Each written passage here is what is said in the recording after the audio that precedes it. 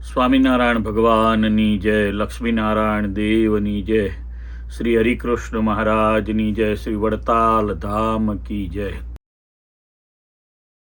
અક્ષર નિવાસી શ્યામ વલ્લભ સ્વામીની શ્રદ્ધાંજલિ સભામાં ઉપસ્થિત આદરણીય સૌ સંતો, સૌ હરિભક્તો, ખાસ કરીને પૂજ્ય સંત સ્વામીની સાથે પૂજ્ય બ્રહ્મ સ્વામી, મુનિવલ્લભ સ્વામી, અમૃત સ્વામી વગેરે સૌ મંડળના સંતો, સૌને મારા ભાવથી જય સ્વામિનારાયણ. માની નથી શકાતું કે શ્યામ વલ્લભ સ્વામી આપણી વચ્ચે અત્યારે નથી. શબ્દો નથી. અચાનક એમનું આપણી વચ્ચેથી અક્ષર નિવાસી થવું એ મને લાગે છે કે ભગવાનની ઈચ્છા આટલી જ હશે.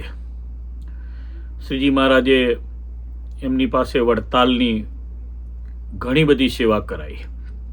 મેં એમને છેલ્લા 2010 પછી બહુ સારી રીતે જોયા. 10 થી 20, 20 થી 25. 2010માં હું ચેરમેન પદેથી છૂટો થયો પછી મેં એમનું વર્કિંગ વડતાલ પ્રત્યેનું જોયું. વડતાલમાં ઉત્સવોનો પર્યાય શ્યામ સ્વામી બન્યા હતા.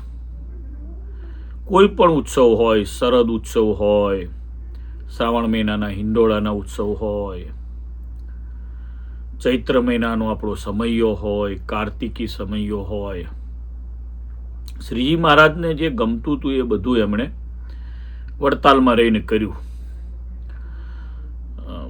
છેલ્લે હું જ્યારે મળ્યો અહીંયા અમેરિકા આવતા પહેલાં, ત્યારે મને પૂછ્યું, ગુરુ તમે અમેરિકા જાઓ છો? મેં કીધું હા સ્વામી, હું અમેરિકા જાઉં છું.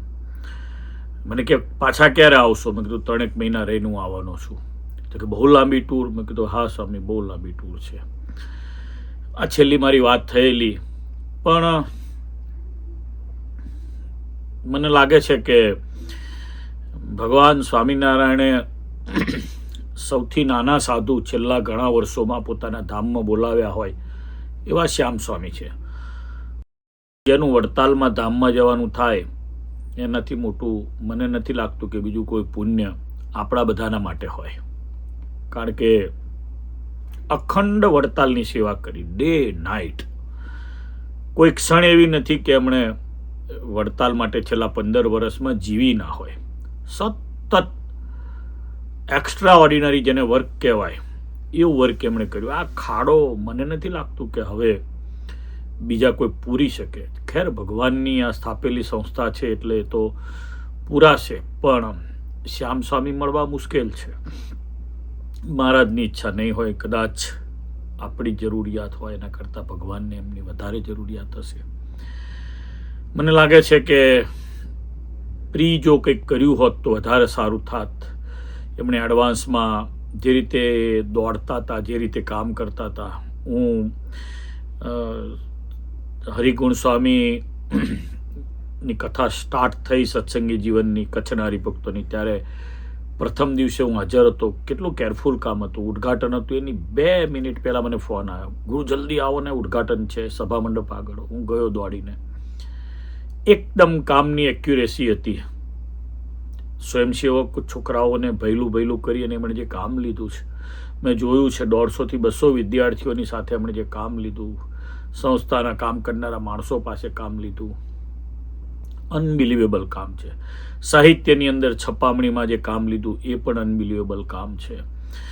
સતત પછી જ્યારે ફ્રી થાય ત્યારે હરિકૃષ્ણ મહારાજ આગળ બેસીને પાઠ કરવા, એ પણ એક વ્રત હતું એમનું. મેં જોયા છે એમને સારી રીતે. મહારાજને પ્રાર્થના કરું કે પોતાના ચરણનું સુખ આપે.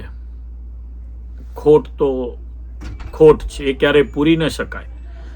ભગવાનની કૃપા જેના પર હોય એ આ ખોટને પૂરવાનો ટ્રાય કરશે. પણ સંત સ્વામી, તમે ધીરજ રાખજો.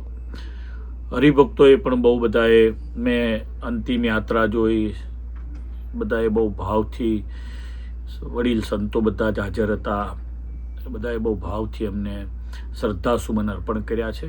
હું પણ એમની શ્રદ્ધાંજલિ સભામાં બહુ ભાવથી શ્રદ્ધા સુમન અર્પણ કરું છું. હે મહારાજ, આપણે બધાએ એક વાત મનમાં યાદ રાખીએ, પૂજ્ય શ્યામ સ્વામીને એમના ચરણનું સુખ આપે, પણ સાથે સાથે આપણા જીવમાં વડતાલને ફિટ રાખીએ. વડતાલ મારું ફાઇનલ ડેસ્ટિનેશન બન્યું રહે. હરિકૃષ્ણ મહારાજ ક્યારે મનમાંથી જાય નહીં, લક્ષ્મીનારાયણ દેવ જાય નહીં. એમનું એ જે દેવળ છે નવશિખરનું, એની ધજા, એનો ચોક, આચાર્ય સ્થાપનની છત્રી, હરિમંડપ, એનો સભા મંડપ આપણા હૃદયમાંથી ક્યારેય ભૂલાય નહીં એવું આપણે બધાએ રાખવાનો પ્રયત્ન કરવો. ભગવાન સ્વામિનારાયણ પૂજ્ય શ્યામ સ્વામીને પોતાના ચરણનું સુખ આપે એવી મારી અંતઃકરણપૂર્વક એમને શ્રદ્ધા સુમન એને અર્પણ કરું છું. સૌને મારા ભાવથી જય સ્વામિનારાયણ.